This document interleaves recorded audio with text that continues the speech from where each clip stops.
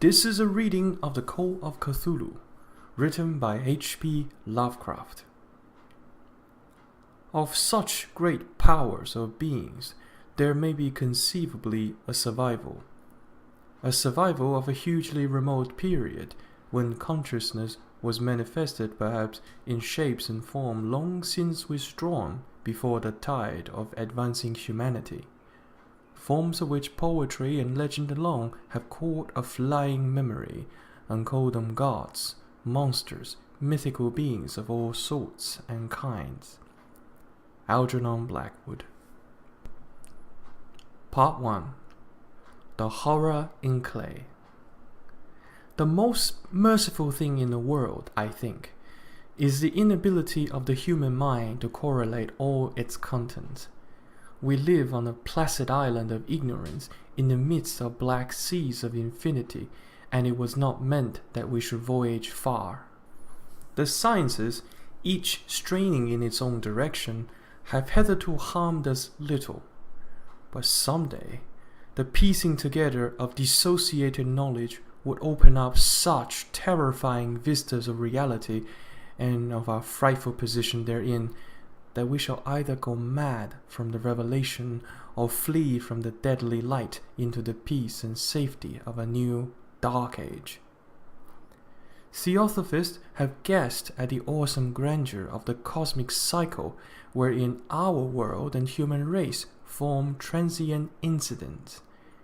They have hinted at strange survivals in terms which would freeze the blood if not masked by a bland optimism. But it is not from them that there came the single glimpse of forbidden aeons, which chills me when I think of it, and maddens me when I dream of it. That glimpse, like all dread glimpses of truth, flashed out from an accidental piecing together of separated things, in this case, an old newspaper item and the notes of a dead professor. I hope that no one else would accomplish this piecing out. Certainly, if I live, I shall never knowingly supply a link in so hideous a chain. I think that the professor, too, intended to keep silent regarding the part he knew, and that he would have destroyed his notes had not sudden death seized him. My knowledge of the thing began in the winter of 1926 to 27, with the death of my grand-uncle, George Gamble Angel, Professor Emeritus of Semitic Language in Brown University, Providence, Rhode Island. Professor Angel was widely known as an authority on ancient inscriptions, and had frequently been resorted to by the heads of prominent museums, so that his passing at the age of 92 may be recalled by many. Locally, interest was intensified by the obscurity of the cause of death. The professor had been stricken whilst returning from the Newport boat, falling suddenly, as witnesses said, after having been jostled by a nautical-looking Negro who had come from one of the queer dark courts on the precipitous hillside which formed the shortcut from the waterfront to the deceased's home in William Street. Physicians were unable to find any visible disorder, but concluded after perplexed debate that some obscure lesion of the heart, induced by the brisk ascent of so steep a hill by so elderly a man, was responsible for the end. At the time, I saw no reason to dissent from this dictum, but latterly I am inclined to wonder, and more than wonder. As my grand-uncle's heir and executor, for he died a childless widower, I was expected to go over his papers with some thoroughness, and for that purpose moved his entire set of files and boxes to my quarters in Boston. Much of the material which I correlated will be later published by the American Archaeological Society, but there was one box which I found exceedingly puzzling, and which I felt much averse from showing to other eyes. It had been locked, and I did not find the key, till it occurred to me to examine the personal ring which the professor carried always in his pocket. Then indeed I succeeded in opening it, but when I did so, seemed only to be confronted by a greater and more closely locked barrier. For what could be the meaning of the queer clay bas-relief and the disjointed jotting, rambling, and cuttings which I found? Had my uncle, in his latter years, become credulous of the most superficial impostures? I resolved to search out the eccentric sculptor responsible for this apparent disturbance of an old man's peace of mind. The bas-relief was a rough rectangle less than an inch thick and about 5 by 6 inches in area, obviously of modern origin. Its designs, however, were far from modern in atmosphere and suggestion, for although the vagaries of Cubism and Futurism are many and wild, they do not often reproduce that cryptic regularity which lurks in prehistoric writing. And writing of some kind, the bulk of these designs seemed certainly to be, though my memory, despite much familiarity with the papers and collections of my uncle, failed in any way to identify this particular species, or even to hint at its remotest affiliations. Above these apparent hieroglyphics was a figure of evidently pictorial intent, though its impressionistic execution forbade a very clear idea of its nature. It seemed to be a sort of monster, or symbol representing a monster, of a form which only a diseased fancy could conceive. If I say that my somewhat extravagant imagination yielded simultaneous pictures of an octopus, a dragon, and a human caricature, I shall not be unfaithful to the spirit of the thing. A pulpy, tentacled head surmounted a grotesque and scaly body with rudimentary wings, and it was the general outline of the whole which made it most shockingly frightful. Behind the figure was a vague suggestion of a cyclopean architectural background. The writing accompanying this oddity was, aside from a stack of press cuttings, in Professor Angel's most recent hand, and made no pretense to literary style. What seemed to be the main document was headed Cthulhu Cult in character, painstakingly printed to avoid the erroneous reading of a word so unheard of. The manuscript was divided into 2 sections, the first of which was headed 1925, Dream and Dream Works of H. A. Wilcox, 7 Thomas Street, Providence, Rhode Island, and the second, Narrative of Inspector John R. LaGrasse, 121 Bienville Street, New Orleans, L.A., and 1908 AAS Meeting, Notes on Same and Professor Webb's Account. The other manuscript papers were all brief notes, some of them accounts of the queer dreams of different persons, some of them citations from theosophical books and magazines, notably W. Scott Eliot's Atlantis and the Lost Lemuria, and the rest comments on long surviving secret societies and hidden cults, with reference to passages in such mythological and anthropological sourcebook as Fraser's Golden Bough and Miss Murray's Witch Cult in Western Europe. The cutting largely allured to entre mental illnesses and outbreaks of group folly or mania in the spring of 1925. The first half of the principal manuscript told a very peculiar tale. It appears that on March 1st, 1925, a thin, dark young man of neurotic and excited aspect had called upon Professor Angel, bearing the regular clay bas-relief, which was then exceedingly damp and fresh. His card bore the name of Henry Anthony Wilcox, and my uncle had recognized him as the youngest son of an excellent family slightly known to him, who had latterly been studying sculpture at the Rhode Island School of Design and living alone at Fleur de Lis building near the institution. Wilcox was a precocious youth of known genius but great eccentricity, and had from childhood excited attention through the strange stories and odd dreams he was in the habit of relating. He called himself psychically hypersensitive, but the staid folk of the ancient commercial city dismissed him as merely queer. Never mingling much with his kind, he had dropped gradually from social visibility and was now known only to a small group of esthets from other towns. Even the Providence Art Club, anxious to preserve its conservatism, had found him quite hopeless. On the occasion of the visit ran the professor's manuscript. The sculptor abruptly asked for the benefit of his host's archaeological knowledge in identifying the hieroglyphics on the bas-relief. He spoke in a dreamy, stilted manner, which suggested pause and alienated sympathy, and my uncle showed some sharpness in replying, for the conspicuous freshness of the tablet implied kinship with anything but archaeology. Young Wilcox's rejoinder, which impressed my uncle enough to make him recall and record it verbatim, was of a fantastically poetic cast, which must have typified his whole conversation, and which I have since found highly characteristic of him.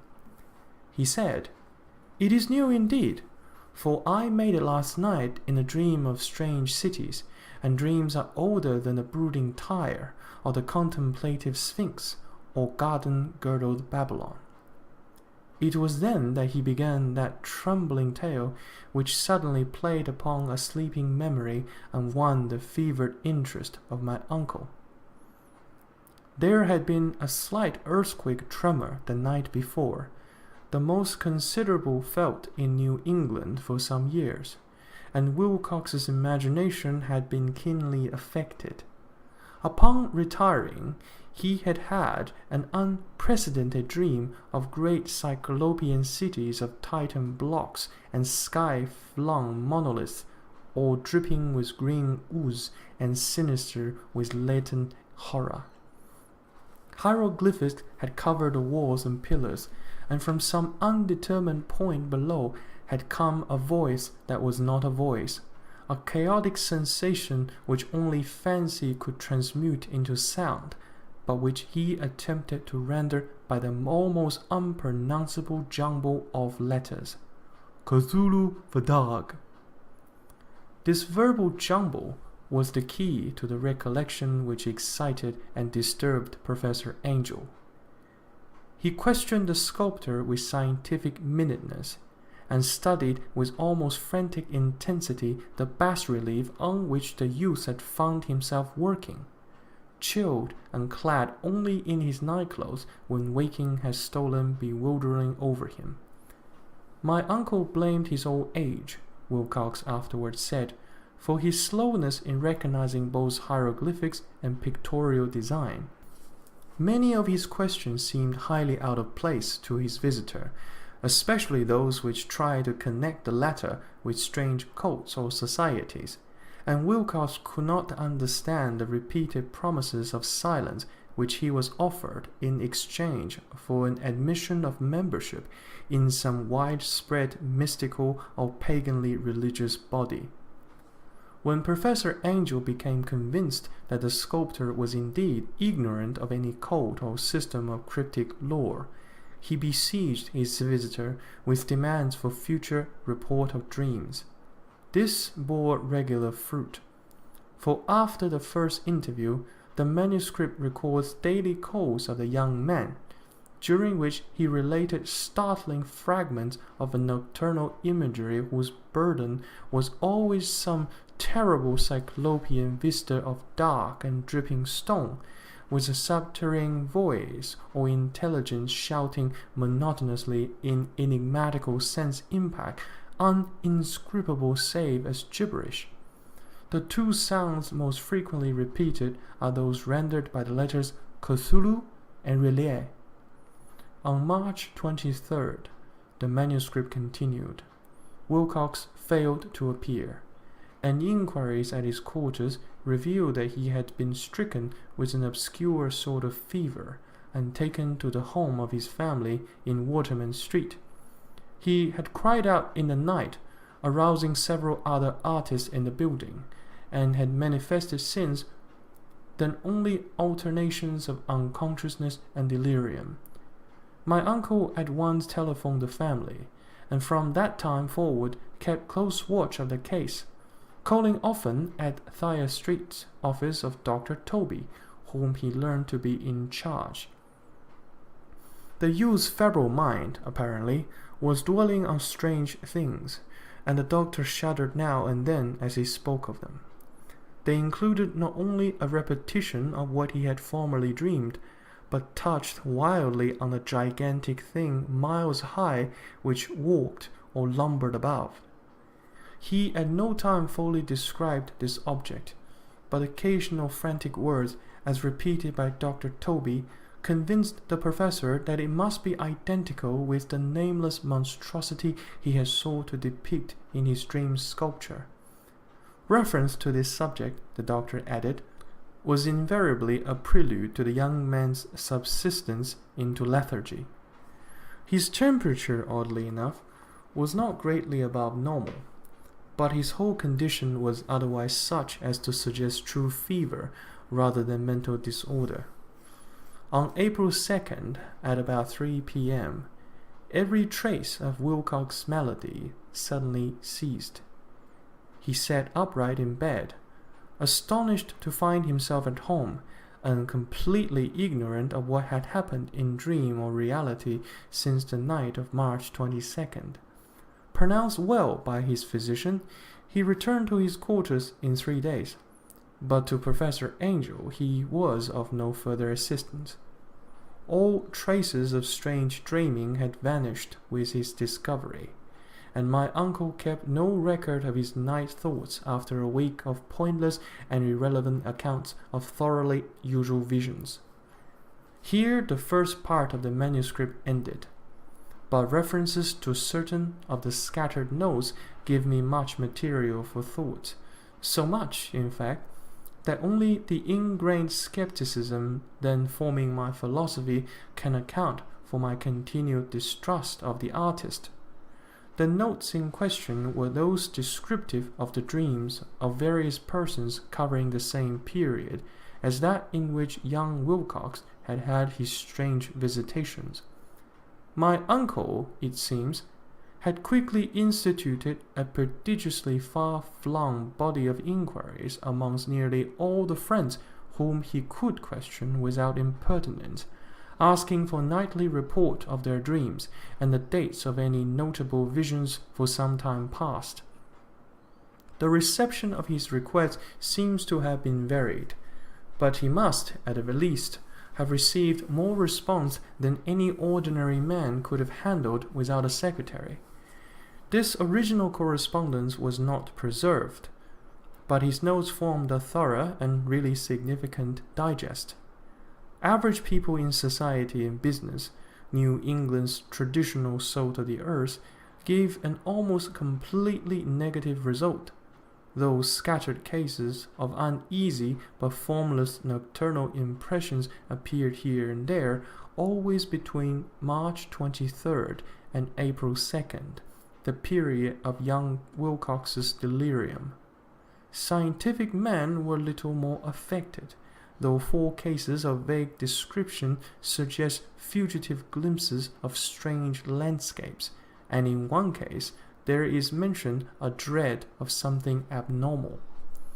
It was from the artists and poets that the pertinent answers came, and I know that panic would have broken loose had they been able to compare notes. As it was, lacking their original letters, I half suspected the compiler of having asked leading questions, or of having edited the correspondence in corroboration of what he had latently resolved to see. That is why I continue to feel that Wilcox, somehow cognizant of the old data which my uncle had possessed, had been imposing on the veteran scientist. These responses from aesthetes told a disturbing tale. From February 28th to April 2nd, a large proportion of them had dreamed very bizarre things, the intensity of the dream being immeasurably the stronger during the period of the sculptor's delirium. Over a fourth of those who reported anything reported scenes and half-sounds not unlike those which Wilcox had described, and some of the dreamers confessed acute fear of the gigantic nameless thing visible towards the last. One case, which the note describes with emphasis, was very sad. The subject, a widely known architect with leaning towards theosophy and occultism, went violently insane on the date of young Wilcox's seizure, and expired several months later after incessant screamings to be saved from some escaped denizen of hell. Had my uncle referred to these cases by name instead of merely by number, I should have attempted some corroboration and personal investigation. But as it was, I succeeded in tracing down only a few.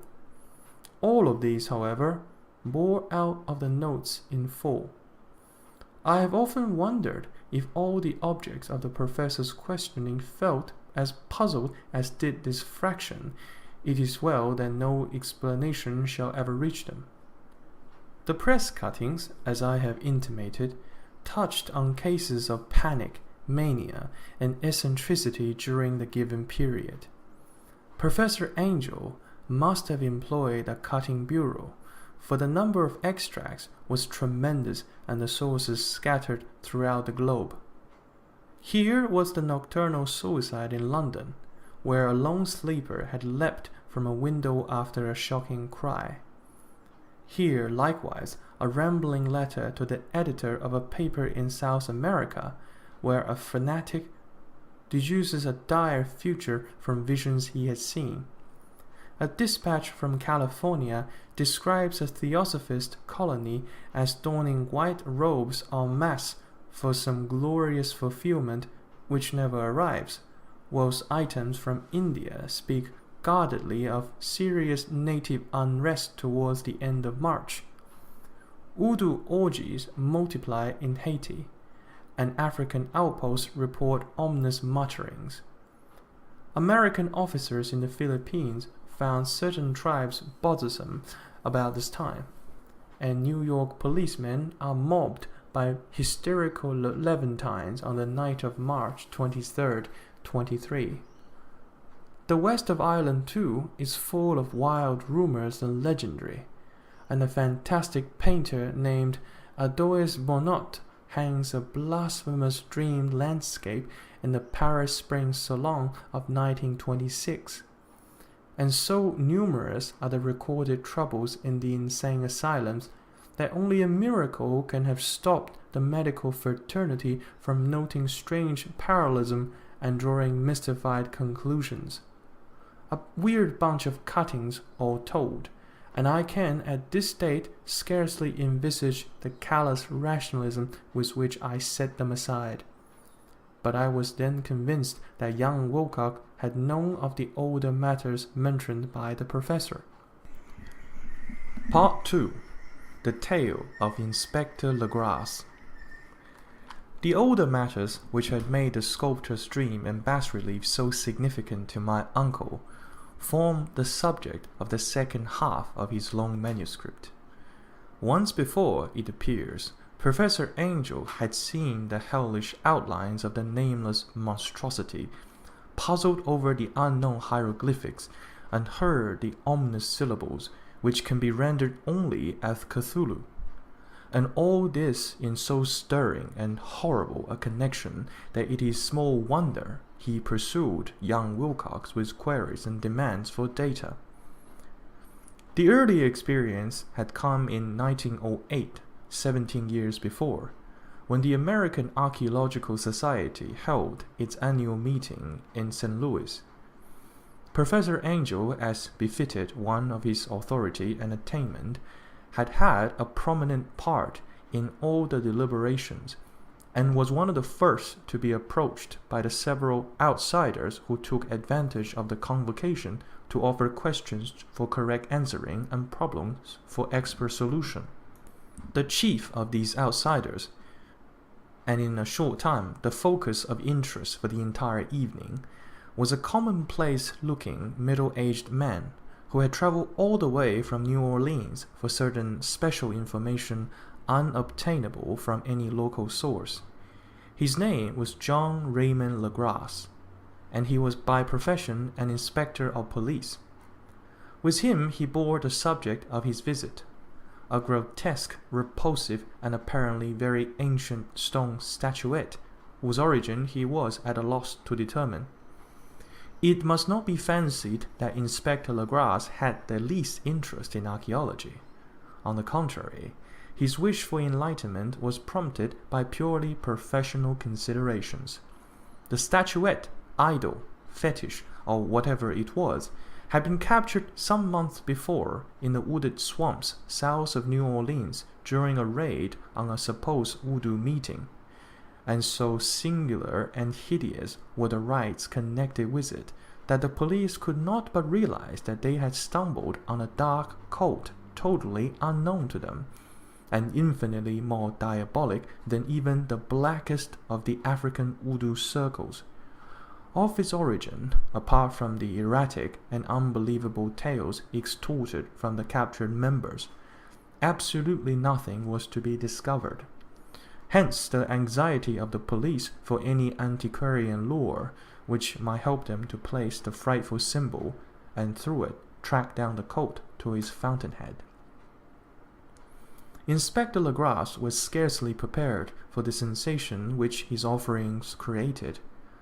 One sight of the thing had been enough to throw the assembled men of science into a state of tense excitement, and they lost no time in crowding around him to gaze at the diminutive figure whose utter strangeness and air of genuine abysmal antiquity hinted so potently at unopened and archaic vistas. No recognized school of sculpture had animated this terrible object, yet centuries or even thousands of years seemed recorded in its dim and greenish surface of unplaceable stone. The figure, which was finally passed slowly from man to man for close and careful study, was between 7 and 8 inches in height, and of exquisitely artistic workmanship.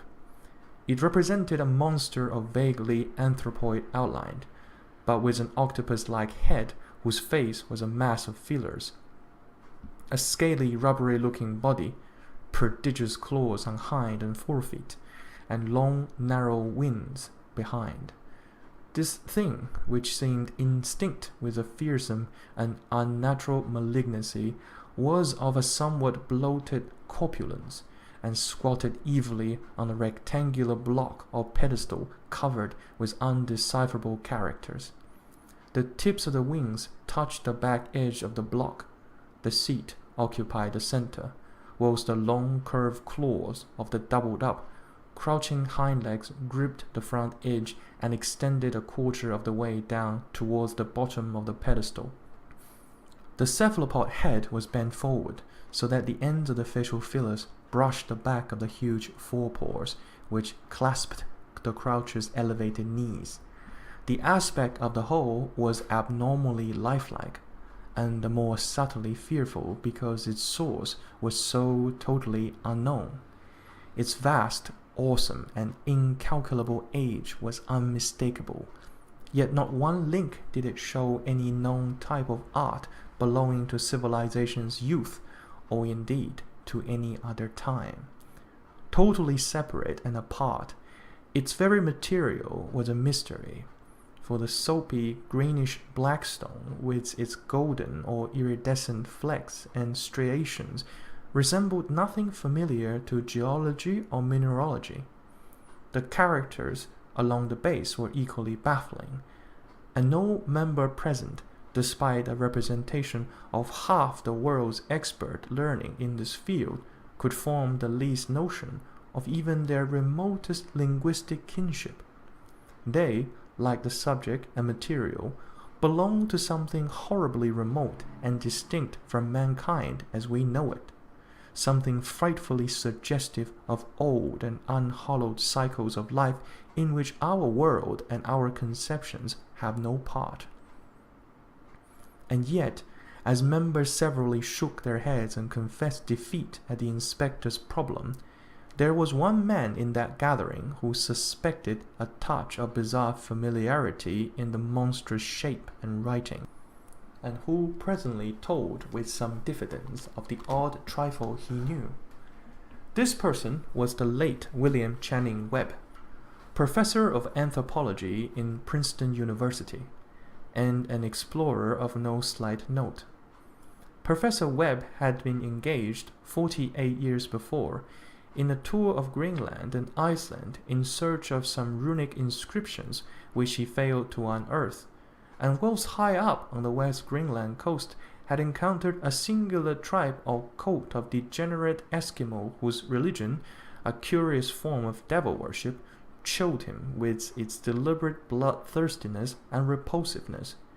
It was a faith of which other Eskimos knew little, and which they mentioned only with shudders, saying that it had come down from horribly ancient aeons before ever the world was made. Besides nameless rites and human sacrifices, there were certain queer, hereditary rituals addressed to a supreme elder devil, or Tonasuk, and of this Professor Webb had taken a careful phonetic copy from an aged Angakok, or wizard priest, expressing the sounds in Roman letters as best he knew how. But just now of prime significance was the fetish which this cult had cherished, and around which they danced when the aurora leaped high over the ice cliffs. It was, the professor stated, a very crude bas-relief of stone, comprising a hideous picture and some cryptic writing, and so far as he could tell, it was a rough parallel in all essential features of the bestial thing now lying before the meeting. This data, received with suspense and astonishment by the assembled members, proved doubly exciting to Inspector Legras, and he began at once to ply his informant with questions. Having noted and copied an oral ritual among the swamp cult worshippers his man had arrested, he besought the professor to remember as best he might the syllables taken down amongst the diabolist Eskimos. There then followed an exhaustive comparison of details, and a moment of really awed silence when both detective and scientist agreed on the virtual identity of the phrase common to two hellish rituals so many worlds of distance apart.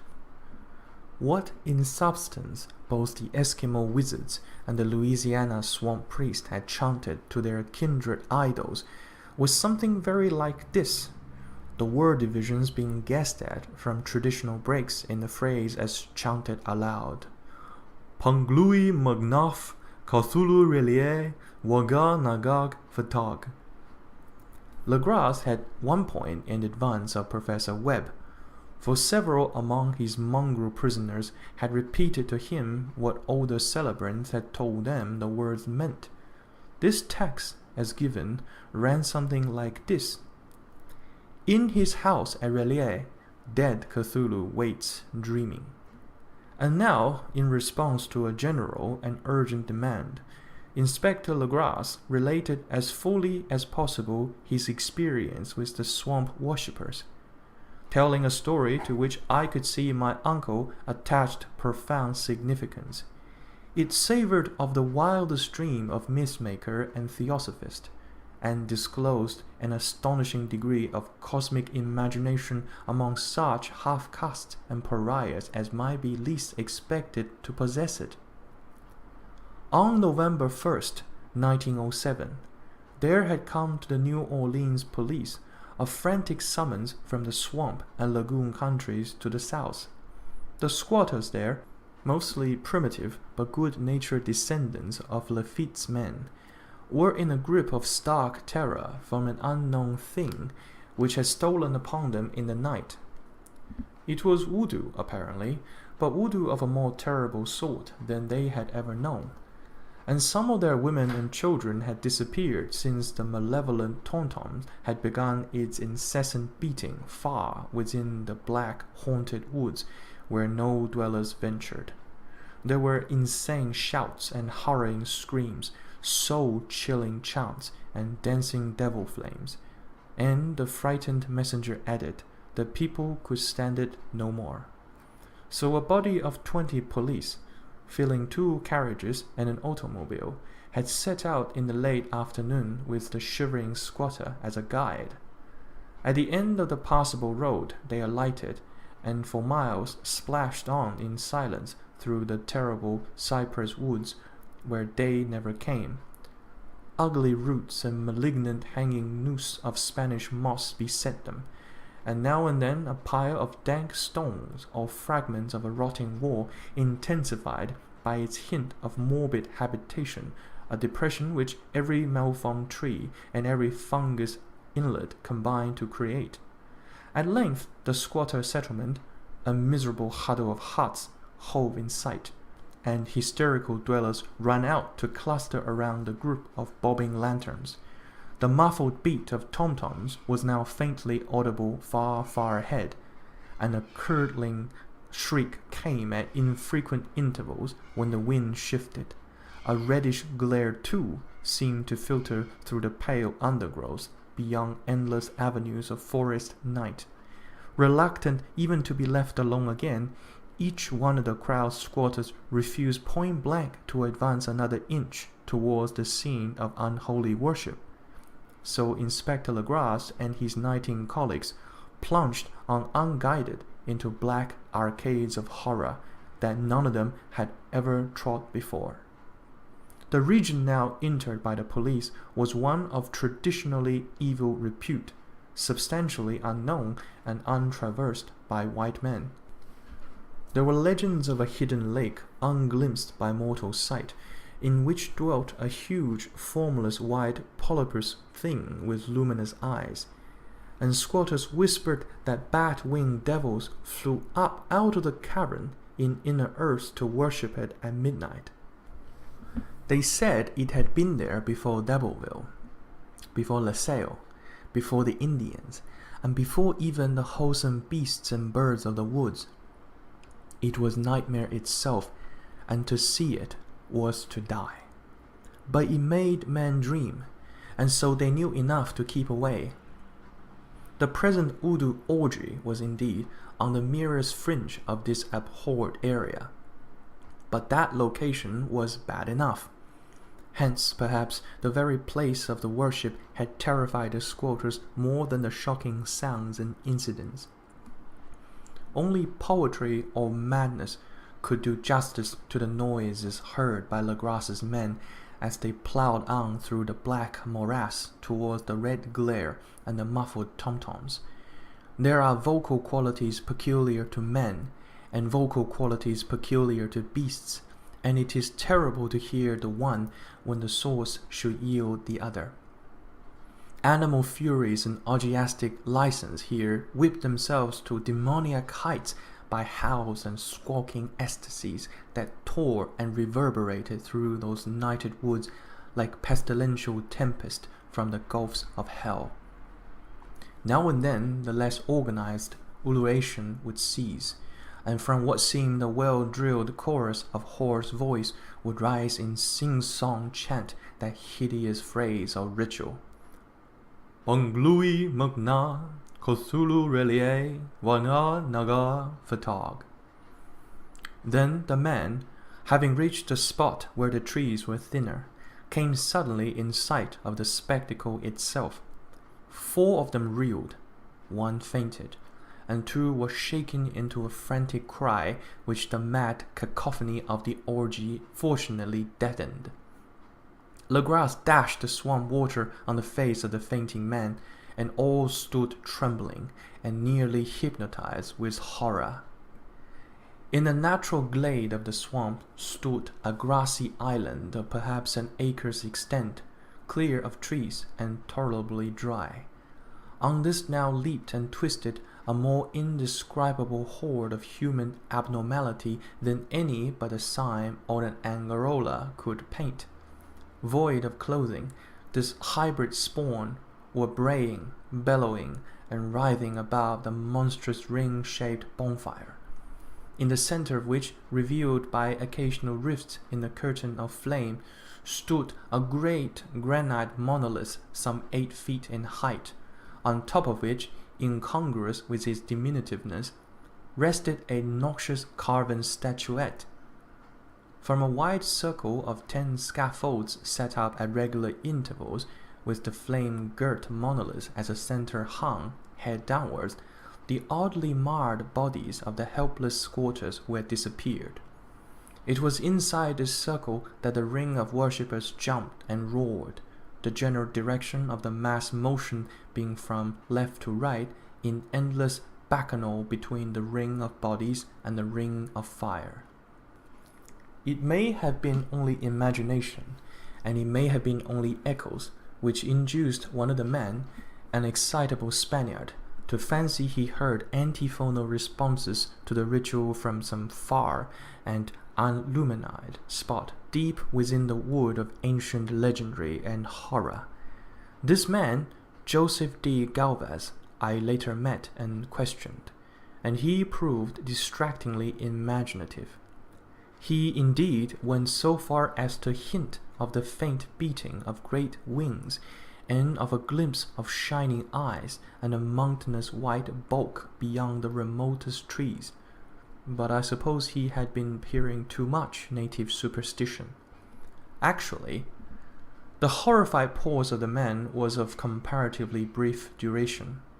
Duty came first, and although there must have been nearly 100 mongrel celebrants in the throng, the police relied on their firearms and plunged determinedly into the nauseous rout. For 5 minutes the resultant din and chaos were beyond description. Wild blows were struck, shots were fired, and escapes were made. But in the end, Legras was able to count some 47 solemn prisoners, whom he forced to dress in haste and fall into line between 2 rows of policemen. 5 of the worshippers lay dead, and 2 severely wounded ones were carried away on improvised stretchers by their fellow prisoners. The images on the monolith, of course, was carefully removed and carried back by Legras. Examined at headquarters after a trip of intense strain and weariness, the prisoners all proved to be men of a very low, mixed-blooded, and mentally aberrant type. Most were seamen, and a sprinkling of Negroes and mulattoes, largely West Indians or Brava Portuguese, from the Cape Verde Islands, gave a coloring of voodooism to the heterogeneous cult. But before many questions were asked, it became manifest that something far deeper and older than Negro fetishism was involved. Degraded and ignorant as they were, the creatures held with surprising consistency to the central idea of their loathsome faith. They worshipped, so they said, the great old ones who lived ages before there were any men, and who came to the young world out of the sky, whose old ones were gone now, inside the earth and under the sea. But their dead bodies had told their secrets in dreams to the first men, who formed the cult which had never died. This was that cult, and the prisoners said it had always existed and always would exist, hidden in distant wastes and dark places all over the world until the time when the great priest Cthulhu, from his dark house in the mighty city of Relais under the waters, should rise and bring the earth again beneath his sway. Some day he would call, when the stars were ready, and the secret cult would always be waiting to liberate him. Meanwhile, no more must be told. That was a secret which even torture could not extract. Mankind was not absolutely alone among the conscious things of earth, for shape came out of the dark to visit the faithful few, but these were not the great old ones. No man had ever seen the old ones. The carven idol was great Cthulhu, but none might say whether or not the others were precisely like him. No one could read the old writing now, but things were told by word of mouth. The chanted ritual was not the secret. That was never spoken aloud, only whispered. The chant meant only this: "In his house at Relier, dead Cthulhu waits, dreaming." Only 2 of the prisoners were found sane enough to be hanged, and the rest were committed to various institutions. All denied a part in the ritual murders, and averred that the killing had been done by black-winged ones, which had come to them from their immemorial meeting place in the haunted wood. But of these mysterious allies, no coherent account could ever be gained. What the police did extract came mainly from an immensely aged mestizo named Castro, who claimed to have sailed to strange ports and talked with undying leaders of the cult in the mountains of China. Old Castro remembered bits of hideous legend that paled the speculations of theosophists and made men and the world seem recent and transient indeed. There had been aeons when other things ruled on the earth, and they had had great cities. Remains of them, he said, the deathless Chinaman had told him, were still to be found as cyclopean stones on islands in the Pacific. They all died vast epochs of time before man came, but there were arts which could revive them when the stars had come round again to the right position in the cycle of eternity. They had indeed come themselves from the stars, and brought their images with them. These great old ones, Castro continued, were not composed altogether of flesh and blood. They had shape, for did not this star-fashioned image prove it? But that shape was not made of matter. When the stars were right, they could plunge from world to world through the sky, but when the stars were wrong, they could not live. But although they no longer lived, they would never really die. They all lay in stone houses in their great city of Relais, preserved by the spells of mighty Cthulhu for a glorious resurrection when the stars and the earth might once more be ready for them.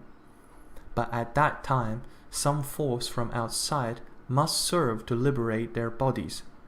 The spells that preserved them intact likewise prevented them from making an initial move, and they could only lie awake in the dark and think whilst uncounted millions of years rolled by. They knew all that was occurring in the universe, but their mode of speech was transmitted thought. Even now they talked in their tombs. When after infinities of chaos the first man came, the great old ones spoke to the sensitive among them by molding their dreams, for only thus could their language reach the fleshly minds of mammals. Then, whispered Castro, those first men formed the cult around small idols which the great ones showed them, idols brought in dim errors from dark stars. That cult would never die till the star came right again, and the secret priest would take great Cthulhu from his tomb to revive his subjects and resume his rule of earth. The time would be easy to know, for then mankind would have become as the great old ones, free and wild and beyond good and evil, with laws and morals thrown aside, and all men shouting and killing and reveling in joy. Then the liberated old ones would teach them new ways to shout and kill and revel and enjoy themselves, and all the earth would flame with a holocaust of ecstasy and freedom. Meanwhile the cult, by appropriate rites, must keep alive the memory of those ancient ways and shadow forth the prophecy of their return. In the elder time, chosen men had talked with the entombed old ones in dreams, but then something had happened. The great stone city Relier, with its monoliths and sepulchres, had sunk beneath the waves, and the deep waters full of the one primal mystery through which not even thought can pass, had cut off the spectral intercourse. But memory never died, and high priests said that the city would rise again when the stars were right. Then came out of the earth the black spirits of earth, mouldy and shadowy, and full of dim rumors picked up in caverns beneath forgotten sea bottoms. But of them old Castro dared not speak much. He cut himself off hurriedly, and no amount of persuasion or subtlety could elicit more in this direction. The size of the old ones, too, he curiously declined to mention. Of the cult, he said that he thought the center lay amid the pathless deserts of Arabia, where Iram, the city of pillars, dreams hidden and untouched. It was not allied to the European witch cult, and was virtually unknown beyond its members. No book had ever really hinted of it, though the deathless Chinaman said that there were double meanings in the Necronomicon of the mad Arab Abdul al-Hared, which the initiated might read as they chose, especially the much-discussed couplet. That is no death which can eternal lie, and with strange aeons even death may die. Legras, deeply impressed and not a little bewildered, had inquired in vain concerning the historical affiliations of the cult. Castro, apparently, had told the truth when he said that it was wholly secret. The authorities at Tulane University could shed no light upon either cult or image, and now the detective had come to the highest authorities in the country and met with no more than the Greenland tale of Professor Webb. The feverish interest aroused at the meeting by Legras's tale, corroborated as it was by the statuette, is echoed in the subsequent correspondence of those who attended, although scant mention occurs in the formal publications of the society. Caution is the first care of those accustomed to face occasional charlatanries and imposture. Legras for some time lent the image to Professor Webb, but at the latter's death it was returned to him and remained in his possession, where I viewed it not long ago. It is truly a terrible thing, and unmistakably akin to the dream sculpture of young Wilcox. That my uncle was excited by the tale of the sculptor I did not wonder, for what thoughts must arise upon hearing, after a knowledge of what Legras had learned of the cult, of a sensitive young man who had dreamed not only the figure and the exact hieroglyphics of the swamp-found image and the Greenland devil tablet, but had come in his dreams upon at least 3 of the precise words of the formula uttered alike by Eskimo Diabolist and mongrel Louisianans.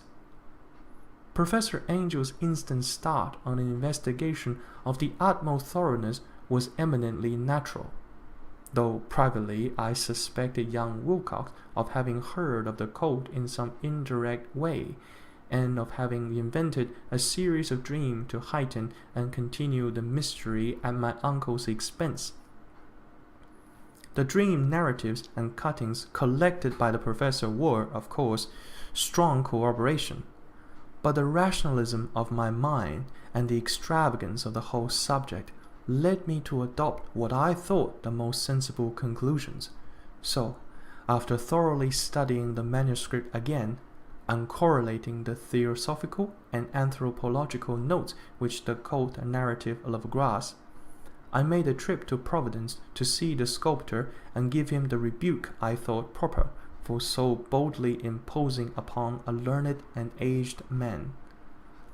Wilcox still lived alone in the Fleur de Lis building in Thomas Street, a hideous Victorian imitation of 17th century Breton architecture which flaunts its stuccoed front amidst the lovely colonial house on the ancient hill, and under the very shadowy of the finest Georgian steeple in America.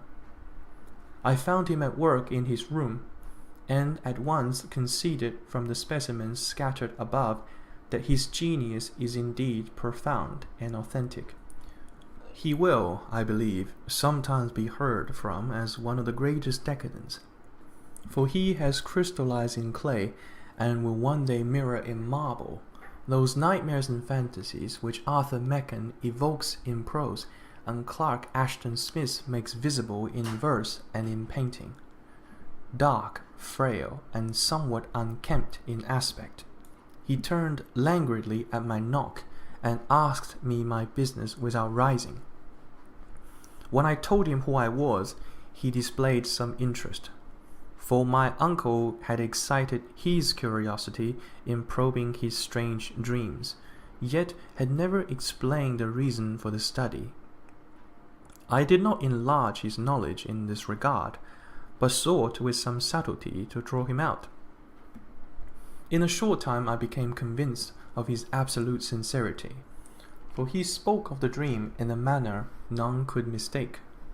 They and their subconscious residuum had influenced his art profoundly, and he showed me a morbid statue whose contours almost made me shake with the potency of its black suggestion.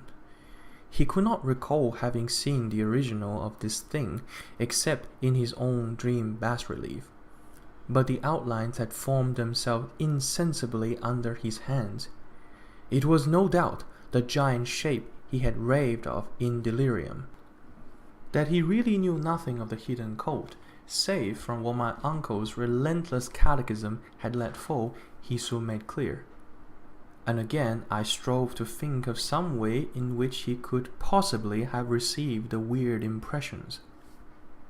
He talked of his dreams in a strangely poetic fashion, making me see with terrible vividness the damp Cyclopean city of slimy grained stone, whose geometry, he oddly said, was all wrong, and hear with frightened expectancy the ceaseless half-mental calling from underground, "Cthulhu Fatog, Cthulhu Fatog." These words had formed part of that dreadful ritual which told of dead Cthulhu's dream vigil in his stone vault at Relier, and I felt deeply moved, despite my rational beliefs. Wilcock, I was sure, had heard of the cult in some casual way, and had soon forgotten it amidst the mass of his equally weird reading and imagining. Later, by virtue of its sheer impressiveness, he had found subconscious expression in dreams, in the bas-relief, and in the terrible statue I now beheld, so that his imposture upon my uncle had been a very innocent one. The youth was of a type at once slightly affected and slightly ill-mannered, which I could never like, but I was willing enough now to admit both his genius and his honesty.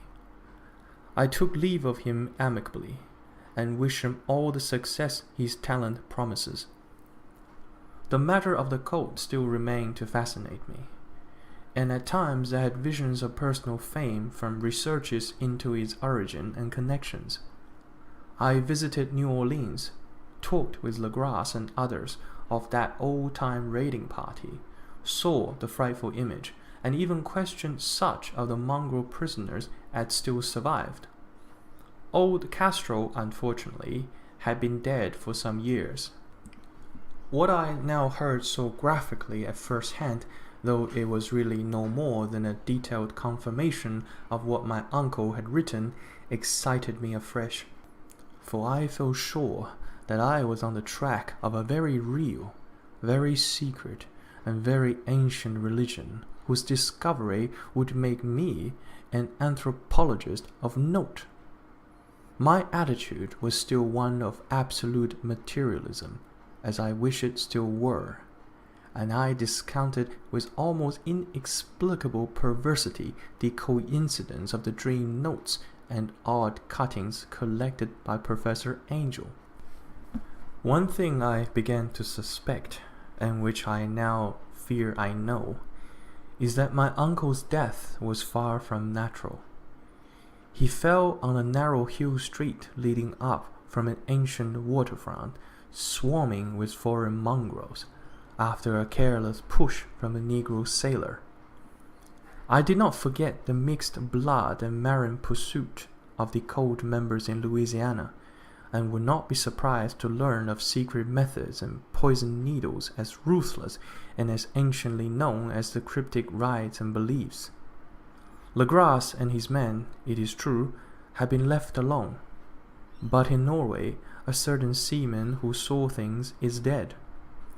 Might not the deeper inquiries of my uncle after encountering the sculptor's data have come to sinister ears? I think Professor Angel died because he knew too much, or because he was likely to learn too much. Whether I shall go as he did remains to be seen, for I have learned much now. Part 3. The Madness from the Sea. If heaven ever wishes to grant me a boon, it will be a total effacing of the results of a mere chance which fixed my eye on a certain stray piece of shelf paper. It was nothing on which I would naturally have stumbled in the course of my daily round, for it was an old number of an Australian journal, the Sydney Bulletin for April 18th, 1925. It had escaped even the cutting bureau, which had at the time of its issuance been avidly collecting material for my uncle's research. I had largely given over my inquiries into what Professor Angel called the Cthulhu cult, and was visiting a learned friend in Paterson, New Jersey, the curator of a local museum and a mineralogist of note. Examining one day the reserved specimens roughly set on the storage shelves in a rare room of the museum, my eyes was caught by an odd picture in one of the old papers spread beneath the stones. It was the Sydney Bulletin I have mentioned, for my friend has wide affiliations in all conceivable foreign parts, and the picture was a half-tone cut of a hideous stone image almost identical with that which Legras had found in the swamp.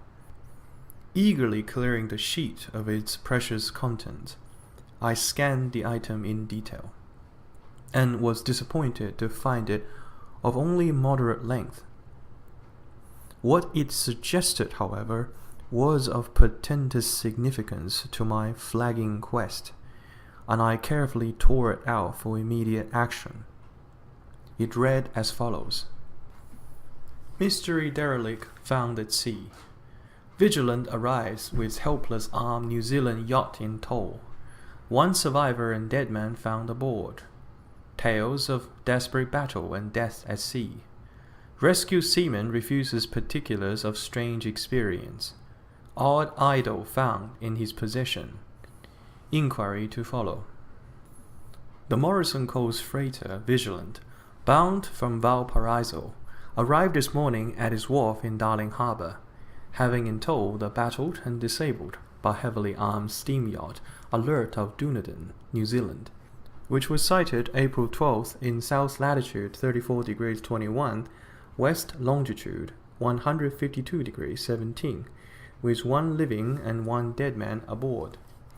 The Vigilant left Valparaiso March 25th, and on April 2nd was driven considerably south of her course by exceptionally heavy storms and monster waves. On April 12th, the derelict was sighted, and though apparently deserted, was found upon boarding to contain one survivor in a half-delirious condition and one man who had evidently been dead for more than a week. The living man was clutching a horrible stone idol of unknown origin, about a foot in height, regarding whose nature authorities at Sydney University, the Royal Society, and the museum in College Street all professed complete bafflement, and which the survivor says he found in the cabin of the yacht, in a small carved shrine of common pattern. This man, after recovering his senses, told an exceedingly strange story of piracy and slaughter. He is Gustav Johansen, a Norwegian of some intelligence, and had been second mate of the two-mast schooner Emma of Auckland, which sailed for Callao February 20th with a complement of 11 men. The Emma, he says, was delayed and thrown widely south of her course by the great storm of March 1st, and on March 22nd, in south latitude 49 degrees 51, western longitude 128 degrees 34, encountered the Alert, manned by a queer and evil-looking crew of Kanakas and half-castes. Being ordered peremptorily to turn back, Captain Collins refused, whereupon the strange crew began to fire savagely and without warning upon the schooner with a peculiarly heavy battery of brass cannon forming part of the yacht's equipment. The Emma's men showed fight, says the survivor, and though the schooner began to sink from shots beneath the waterline, they managed to heave alongside their enemy and board her, grappling with the savage crew on the yacht's deck, and being forced to kill them all, the number being slightly superior because of their particularly abhorrent and desperate, though rather clumsy mode of fighting.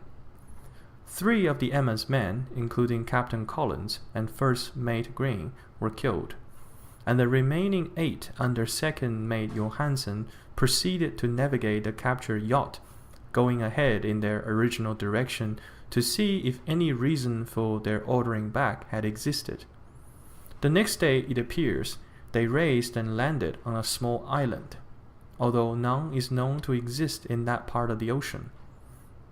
And 6 of the men somehow died ashore, though Johansen is queerly reticent about this part of his story, and speaks only of their falling into a rock chasm. Later, it seems, he and one companion boarded the yacht and tried to manage her, but were beaten about by the storm of April 2nd. From that time till his rescue on the 12th, the man remembers little, and he does not even recall when William Bryden, his companion, died.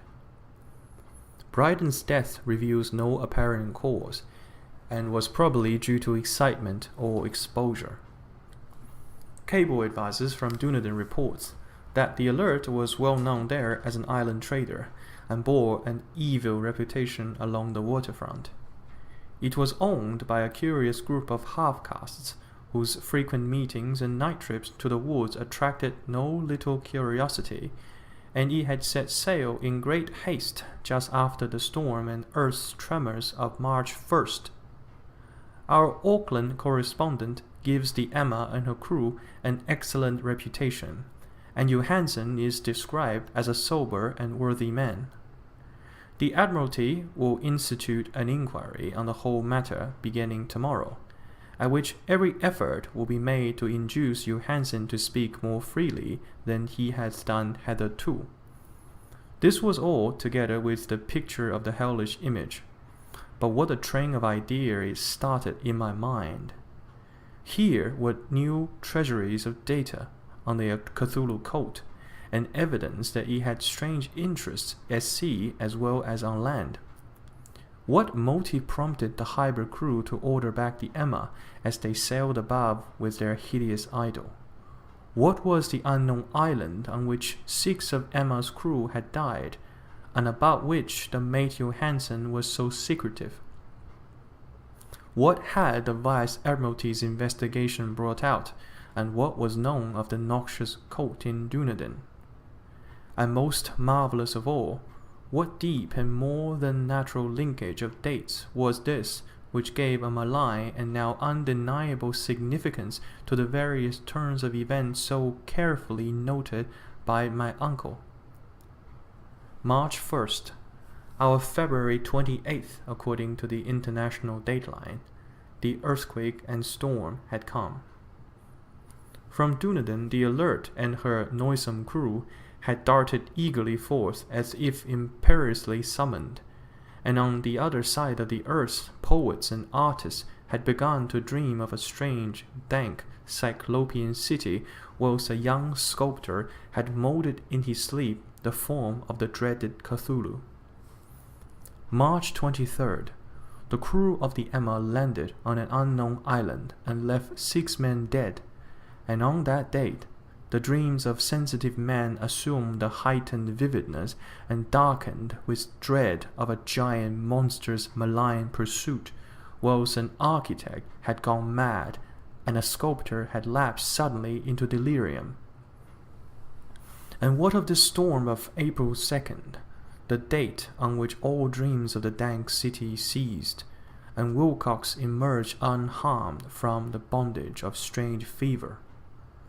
What of all this, and of those hints of old Castro about the sunken, star-born old ones and their coming reign, their faithful cult, and their mastery of dreams? Was I totting on the brink of cosmic horrors beyond man's power to bear?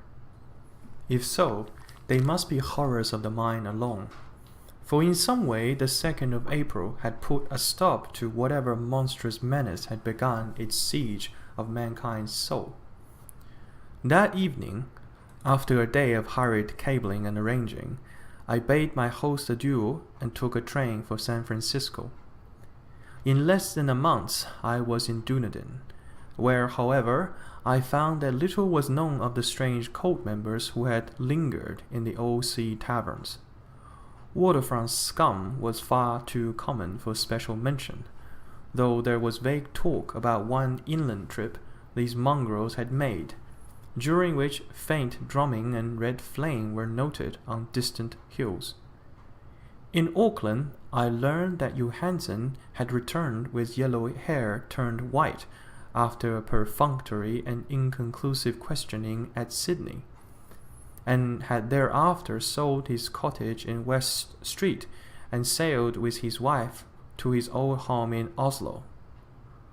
Of his stirring experience he would tell his friends no more than he had told the Admiralty officials, and all they could do was to give me his Oslo address.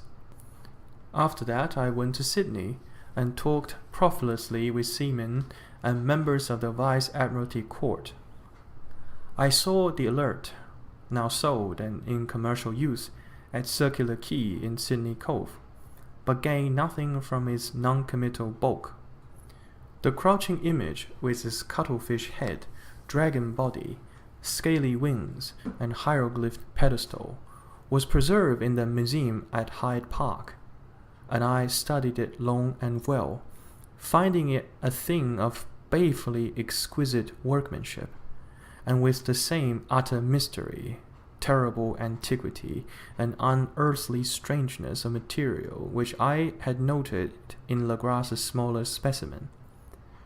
Geologists, the curator told me, had found it a monstrous puzzle, for they vowed that the world held no rock like it. Then I thought with a shudder of what old Castro had told Legras about the primal great ones. They had come from the stars, and had brought their images with them. Shaken with such a mental revolution as I had never before known, I now resolved to visit Maid Johansen in Oslo. Sailing for London, I re-embarked at once for the Norwegian capital, and one autumn day landed at the trim wharves in the shadow of Igberg.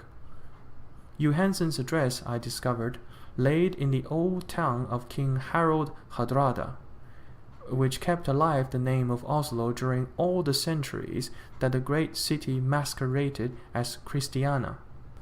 I made a brief trip by taxicab, and knocked with palpitant heart at the door of a neat and ancient building with plastered front. A sad-faced woman in black answered my summons, and I was stung with disappointment when she told me in halting English that Gustav Johansen was no more. He had not survived his return, said his wife, for the doings at sea in 1925 had broken him. He had told her no more than he had told the public, but had left a long manuscript of technical matters, as he said, written in English, evidently in order to safeguard her from the peril of casual perusal. During a walk through a narrow lane near the Gothenburg dock, a bundle of papers falling from an attic window had knocked him down. Two Lascar sailors at once helped him to his feet, but before the ambulance could reach him, he was dead.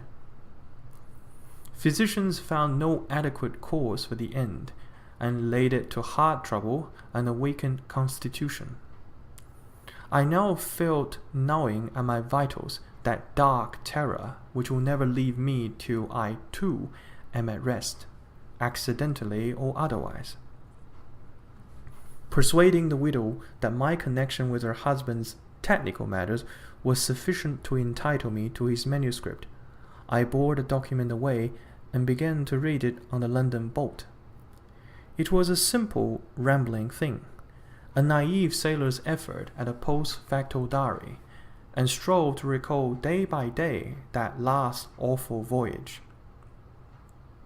I cannot attempt to transcribe it verbatim in all its cloudiness and redundance, but I will tell its gist enough to show why the sound of the water against the vessel's sides became so unendurable to me that I stopped my ear with cotton. Johansen, thank God, did not know quite well, even though he saw the city and the thing. But I shall never sleep calmly again when I think of the horrors that lurk ceaselessly behind life in time and in space, and of those unhallowed blasphemies from elder stars which dream beneath the sea, known and favoured by a nightmare cult, ready and eager to loose them on the world whenever another earthquake shall heave their monstrous stone city again to the sun and air. Johansen's voyage had begun just as he told it to the Vice-Admiralty. The Emma, in ballast, had cleared Auckland on February 20th, and had felt the full force of that earthquake-born tempest, which must have heaved up from the sea bottom the horrors that filled men's dreams. Once more under control, the ship was making good progress when held up by the Alert on March 22nd, and I could feel the mate's regret as he wrote of her bombardment and sinking. Of the swarthy coat fiends on the Alert he speaks with significant horror. There was some peculiarly abominable quality about them which made their destruction seem almost a duty, and Johansen shows ingenious wonder at the charge of ruthlessness brought against his party during the proceedings of the Court of Inquiry. Then, driven ahead by curiosity in their captured yacht under Johansen's command, the men sight a great stone pillar sticking out of the sea, and in south latitude 47 degrees 9, west longitude 126 degrees 43, come upon a coastline of mingled mud, ooze, and weedy cyclopean masonry, which can be nothing less than the tangible substance of world's supreme terror, the nightmare corpse city of R'lyeh, that was built in measureless aeons behind history by the vast, loathsome shapes that seeps down from the dark stars. There lay great Cthulhu and his hordes, hidden in green, slimy vaults, and sending out at last, after cycles incalculable, the thoughts that spread fear to the dreams of the sensitive, and called imperiously to the faithful to come on a pilgrimage of liberation and restoration. All this Johansen did not suspect, but God knows he soon saw enough. I suppose that only a single mountain top, the hideous monolith-crowned citadel whereon great Cthulhu was buried, actually emerged from the waters. When I think of the extent of all that may be brooding down there, I almost wish to kill myself forthwith. Johansen and his men were awed by the cosmic majesty of this dripping Babylon of elder demons, and must have guessed without guidance that it was nothing of this or of any sane planet. Or at the unbelievable size of the greenish stone blocks, at the dizzying height of the great carven monoliths, and at the stupefying identity of the colossal statues and bas-reliefs with the queer image found in the shrine on the Alert, is poignantly visible in every line of the maid's frightened description. Without knowing what futurism is like, Johansen achieved something very close to it when he spoke of the city. For instead of describing any definite structure or building, he dwells only on broad impressions of vast angles and stone surfaces, surfaces too great to belong to anything right or proper for this earth, and impious with horrible images and hieroglyphs. I mention his talk about angles because it suggests something Wilcox has told me of his awful dreams. He has said that the geometry of the dream place he saw was abnormal, non-Euclidean, and loathsomely redolent of spheres and dimensions apart from ours. Now an unlettered seaman felt the same thing whilst gazing at the terrible reality. Johansen and his man landed at a sloping mudbank on this monstrous acropolis, and clambered slipperily up over titan oozy blocks which could have been no mortal staircase. The very sun of heaven seemed distorted when viewed through the polarizing miasma welling out from this sea-soaked perversion, and twisted menace and suspense lurked leeringly in those crazily elusive angles of carven rock, where a second glance showed concavity after the first showed convexity. Something very like fright had come over all the explorers before anything more definite than rock and ooze and weed was seen. Each would have fled had he not feared the scorn of the others, and it was only half-heartedly that they searched, vainly as it proved, for some portable souvenir to bear away. It was Rodriguez the Portuguese who climbed up the foot of the monolith and shouted of what he had found. The rest followed him, and looked curiously at the immense carved door with the now familiar squid dragon bas-relief. It was, Johansen said, like a great barn door, and they all felt that it was a door because of the ornate lintel threshold and jambs around it, though they could not decide whether it lay flat like a trapdoor or slantwise like an outside cellar door. As Wilcox would have said, the geometry of the place was all wrong. One could not be sure that the sea and the ground were horizontal. Hence, the relative position of everything else seemed phantasmally variable. Bryden pushed at the stone in several places without result. Then Donovan felt over it delicately around the edge, pressing each point separately as he went. He climbed interminably along the grotesque stone molding. That is, one would call it climbing if the thing was not after all horizontal, and the man wondered how any door in the universe could be so vast. Then, very softly and slowly, the acre-grade panel began to give inward at the top, and they saw that it was balanced. Donovan slid or somehow propelled himself down or along the jamb and rejoined his fellows, and everyone watched the queer recession of the monstrously carven portal. In this fantasy of prismatic distortion it moved anomalously in a diagonal way, so that all the rules of matter and perspective seemed upset. The aperture was black with a darkness almost material. That tembrousness was indeed a positive quality, for it obscured such part of the inner walls as ought to have been revealed, and actually burst forth like smoke from its aeon-long imprisonment, visibly darkening the sun as it slunk away into the shrunken and gibbous sky on flapping membranous wings. The odour arising from the newly opened depths was intolerable, and at length the quick-eared Hawkins thought he heard a nasty, slopping sound down there. Everyone listened, and everyone was listening still when it lumbered slobberingly into sight and gropingly squeezed its gelatinous green immensity through the black doorway into the tainted outside air of that poisoned city of madness.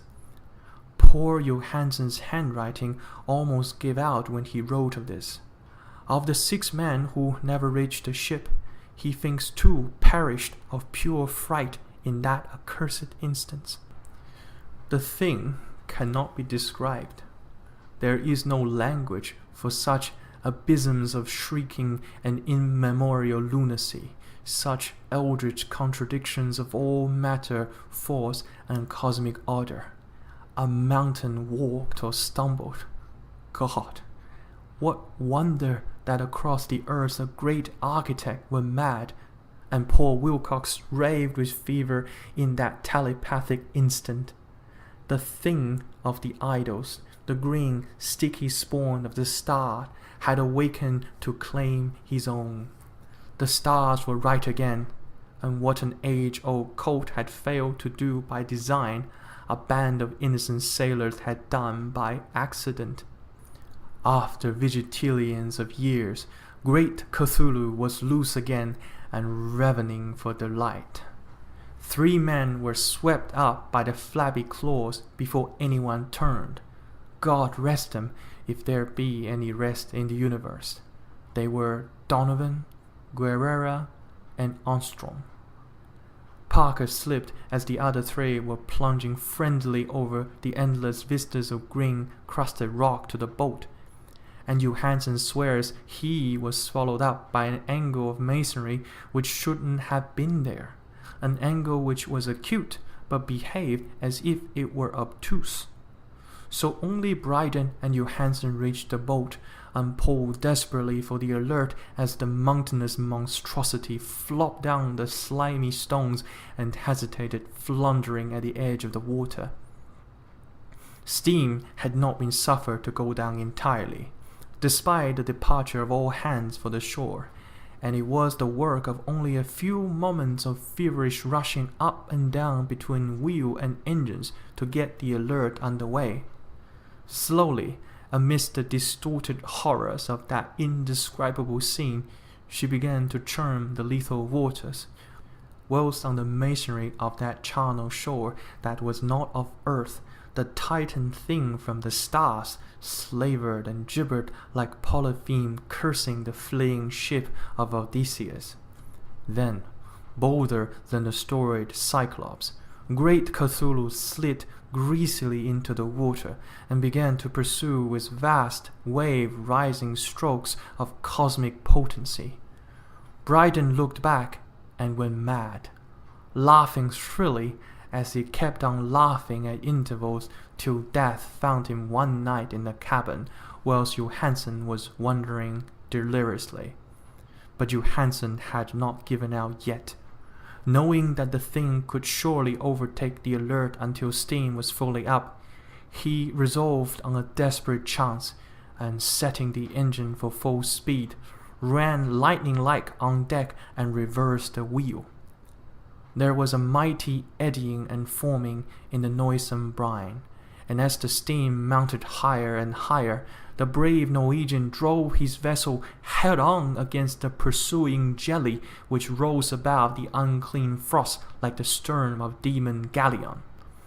That awful squidhead with rising feathers came nearly up to the bowsprit of the sturdy yacht, but Johansen drove on relentlessly. There was a bursting as of an exploding bladder, a slushy nastiness as of a cloven sunfish, a stench as of 1,000 open graves, and a sound that the chronicler would not put on paper. For an instant the ship was befouled by an acrid and blinding green cloud, and then there was only a venomous seizing astern, where, God in heaven, the scattered plasticity of that nameless sky-spawn was nebulously recombining in its hateful original form, whilst its distance widened every second as the Albert gained impetus from its mounting steam. That was all. After that, Johansen only brooded over the idol in the cabin and attended to a few matters of food for himself and the laughing maniac by his side. He did not try to navigate after the first bold flight, for the reaction had taken something out of his soul. Then came the storm of April 2nd and the gathering of clouds about his consciousness. There's a sense of spectral whirling through liquid gulls of infinity, of dizzying ride through reeling universe on a comet's tail, and of hysterical plunges from the pit to the moon, and from the moon back again to the pit, all livened by a cachinnating chorus of distorted, hilarious elder gods and the green, bat-winged mocking imps of Tartarus. Out of that dream came rescue, the vigilant, the wise Admiralty Court, the streets of Dunedin, and the long voyage back home to the old house by the Egeberg. He could not tell. They would think him mad. He would write of what he knew before death came, but his wife must not guess. Death would be a boon if only it could blot out the memories. That was the document I read, and now I have placed it in the tin box beside the bas-relief and the papers of Professor Angel. With it shall go this record of mine, this test of my own sanity, wherein is pieced together that which I hope may never be pieced together again. I have looked upon all that the universe has hold of horror, and even the skies of spring and the flowers of summer must ever after be poison to me. But I do not think my life will be long. As my uncle went, as poor Johansen went, so I shall go. I know too much, and the cult still lives. Cthulhu still lives too, I suppose, again in that chasm of stone which has shielded him since the sun was young.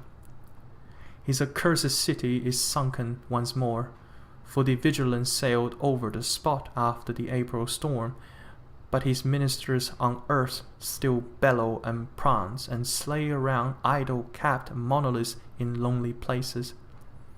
He must have been trapped by the sinking wells within his black abyss, or else the world would by now be screaming with fright and frenzy. Who knows the end? What has risen may sink, and what has sunk may rise. Loathsomeness awaits and dreams in the deep, and decay spreads over the tottering cities of men. A time will come, but I must not and cannot think. Let me pray that, if I do not survive this manuscript, my executors may put caution before audacity and see that it meets no other eye. The end. That was The Call of Cthulhu, written by H.P. Lovecraft. I hope you enjoyed it. Thank you.